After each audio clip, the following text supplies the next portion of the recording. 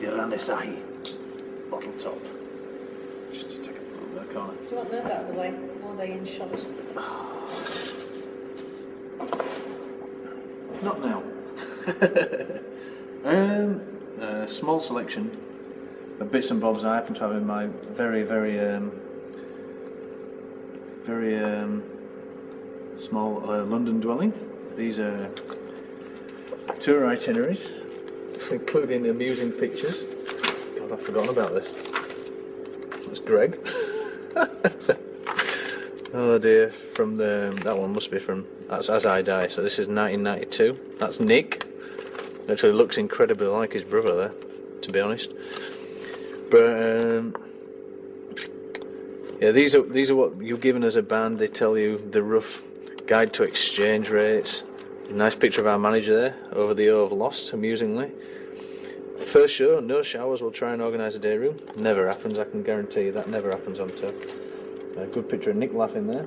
Again, no showers or swimming pool will be arranged. So there you go. We got it. Those are the good old days, and it's still no different today, to be honest. And that tour, we've got another fantastic tour, Shades of God, where we used to even get given maps when Justin was on board. Street maps of everywhere you go. Imagine, there you go, Newcastle, all the fantastic places you ever get. And there's always witty comments included when Justin was involved, including rules. Moaning is out, so that was pretty difficult on our tours, to be totally honest.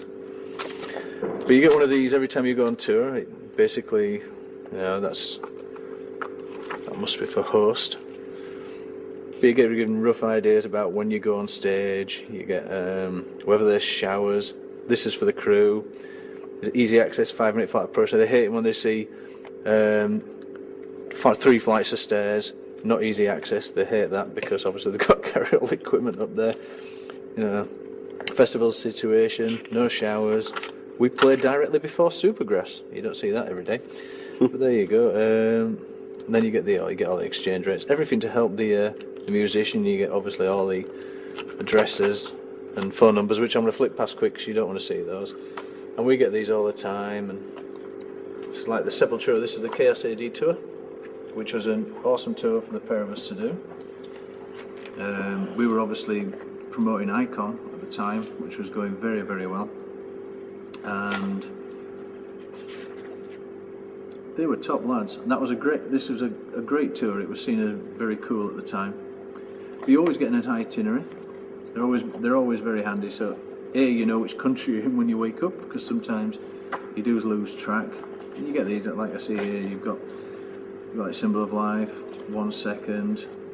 You know, you've got that's the Sepultura tour. That's our version. Notice Justin spent a little bit more there. We've got maps.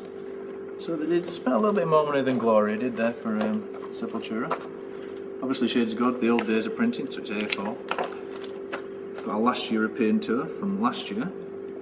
Then obviously you move on and you've got things like Matt Tudd's Archer drumsticks, where they made sure that his name was spelt wrong, which is quite funny. But even Tuds hasn't got a pair of these, so he's quite jealous. I showed him them today and he was quite jealous. Always nice to know. This is for various amount of passes. That's Sepultura, the first time we played with the guys back in '92, Metal Mania, the first time we went to Poland.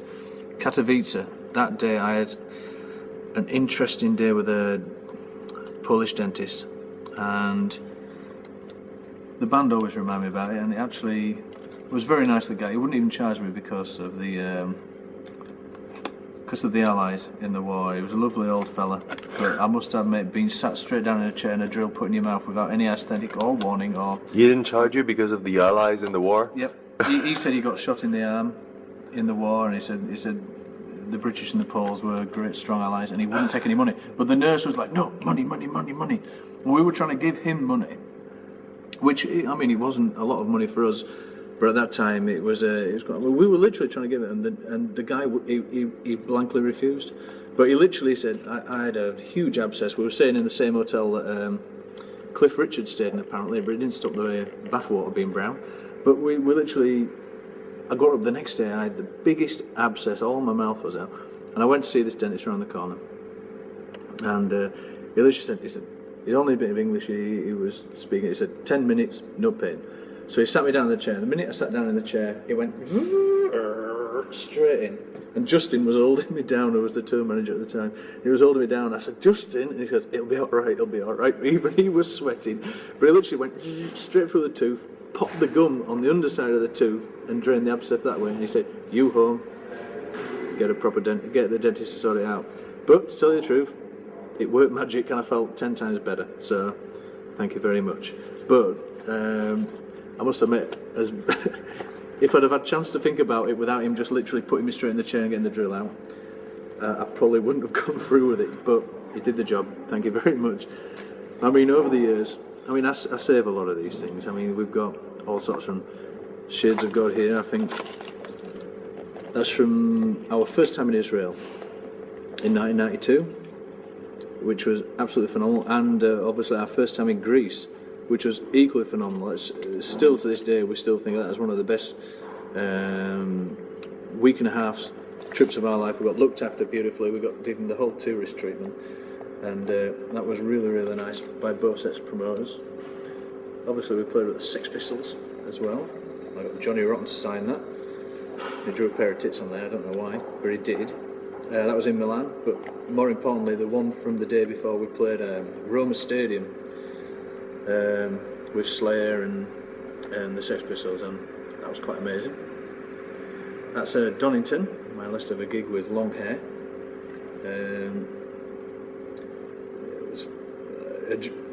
It was one of a dream come true, basically. Although we were playing in the sunshine, and I got a suntanned head, and I took my shirt off because it was so hot backstage, all like a Swan Vesta, but there you go. But it was a phenomenal day, and we got to see Case and Ozzy and everyone as well, so it was really cool. I mean, oh God, there's all sorts here. Icon Tour, you can only just fit the dates on the back of that one.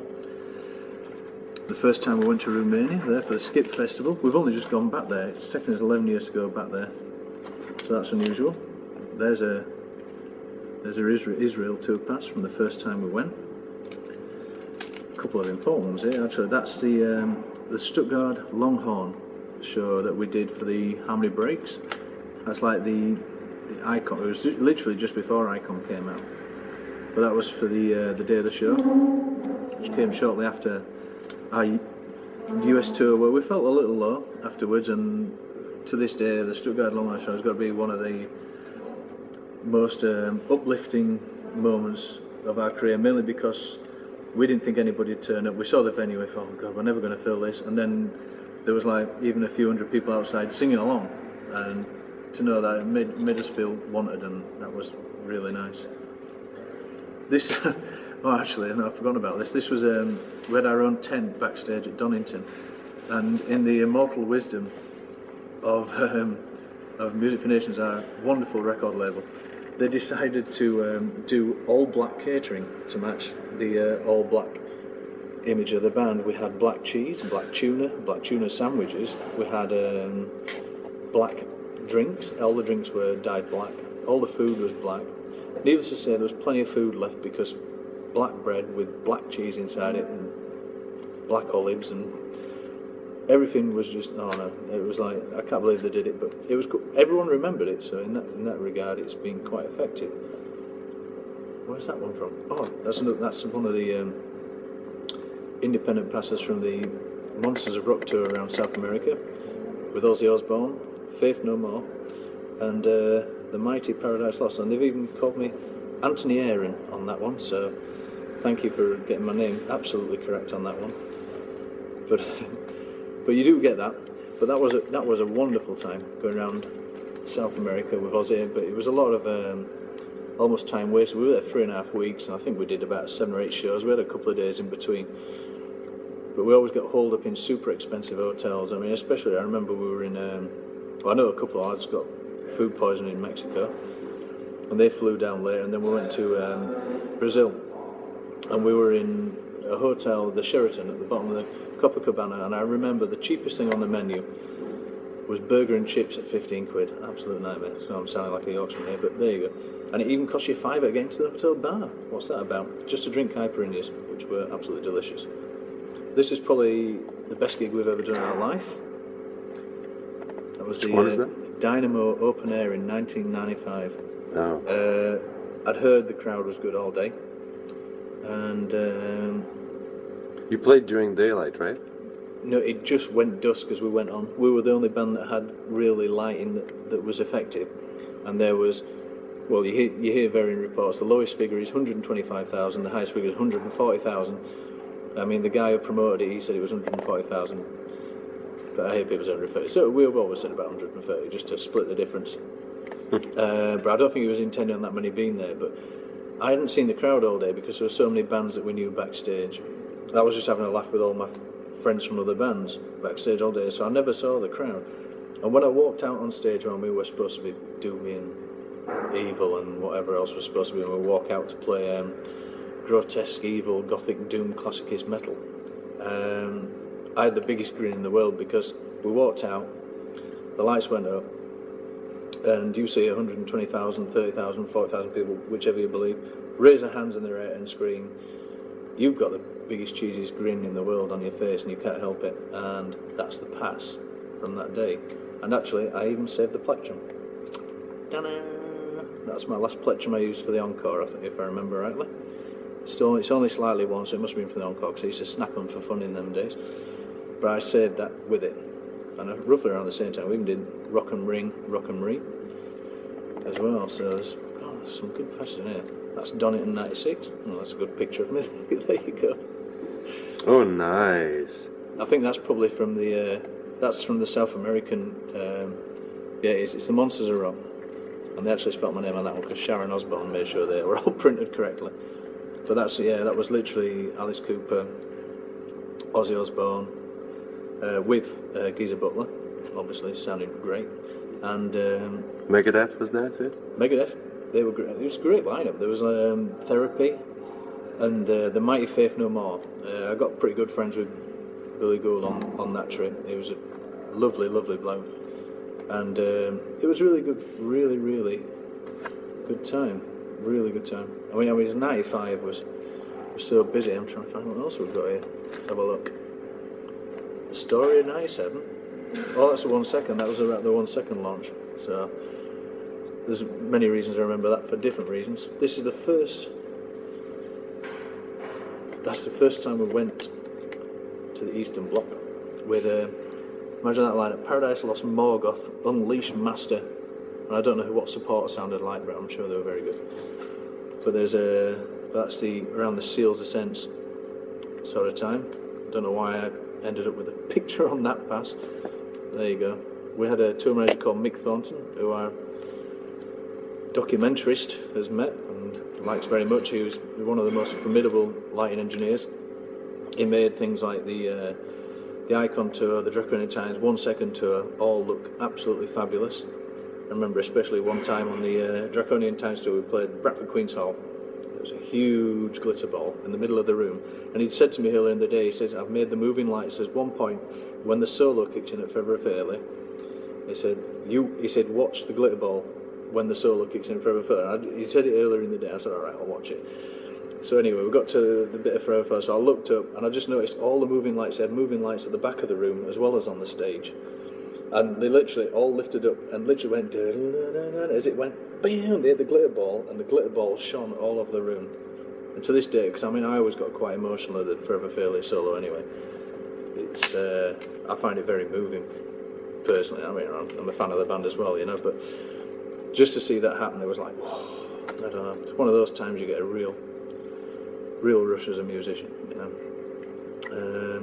Anyway, there we go. No, you weren't. I'm not going to. I mean, we've got a couple of Kerangs here, basically stating we're ace around the time of imagine that in Metallica. No comments from behind the camera. I know what you were thinking about saying. But there you go. No, that's I mean, I remember. Oh my goodness. I just happen to have these in my bag. I've got a lot of other things, but then there's the when we played Donington in '96, which for me personally was I've only had 3 ambitions musically in my life, and I fulfilled 2 of them, and this was one of them. What's the third that you haven't fulfilled? Disc, to be honest. That's the only thing I haven't got. What do you mean? What do you mean by disc? Like a gold disc or Okay. a platinum disc. When I was a kid, the only things I dreamed of. The first one was to just get a record out, for Christ's sake. And we did. Well, obviously, we've done a few now. Bang them out for fun. But actually,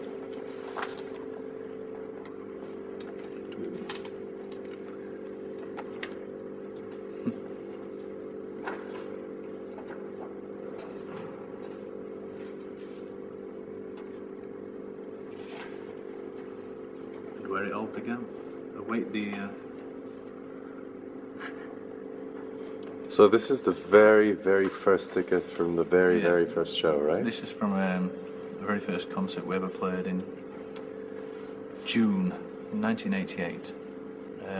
You can see the professional graphic design, obviously there, and obviously a lot of money's been spent on the printing. Well, is this HTML or Flash? I can't tell from here. I don't know. I think it's more of a. I think it's on a higher level. I don't think your camera is actually fulfilling the full 3D effect. But Fat Promo presents. Fat Promos was actually a guy called Martin Hawthorne. Sorry, we call him Hornet, but he's always known as Hornet. And he used to go at the Frog and Tour, which is where we used to go at the weekends anyway. But that's where we sat at the first gigs. But he was in Bradford 80s. Stalwarts, Excalibur, and then he went later on to another band called Loud. And he's a top fella, and still to this day, I think he probably only put 3 concerts on his life, but we were quite lucky that we got invited. But we'd literally, as I said earlier, we'd literally going back to play 30 minutes, and we only had 15 minutes of music, so we tried to play a cover version, give up halfway through because we didn't know it. Played one song twice, and Nick slagged off the audience for the other 5. But he's good at that anyway. I'll just cover up Tony, right?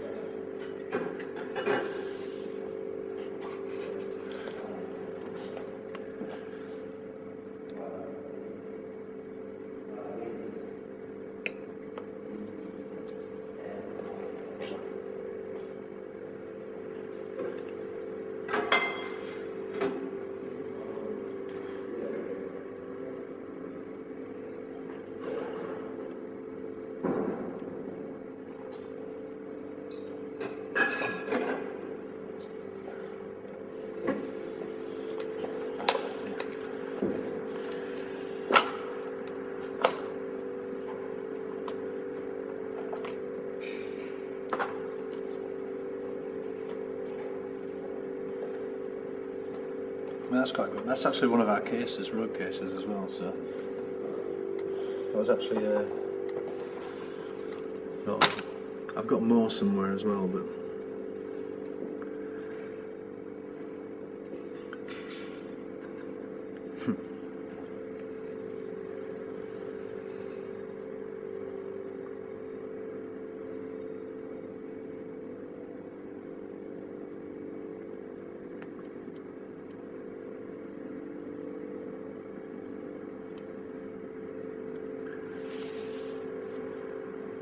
Those are reflecting a lot. I'm sorry? Those are reflecting a lot. Oh, it doesn't matter. Don't worry about it. It's actually going to look cool at editing. And they don't reflect on your... Hello, Roger. No, it's the good thing about these things sometimes is if you get a tour manager with the time, he always puts some using comments too. Because every day, sometimes it's like you don't even know where you are some days, especially if you've had a couple of pops in the evening, maybe an apple juice or a lemonade before you went to bed. You might not exactly remember where you get up in the morning, and these are always good reminders, and especially when there's hilarious comments about the fact that sometimes, especially in the early days, A, you're not going to get a chance to get a shower, B, you're not going to get any food, and C, there's no room on stage.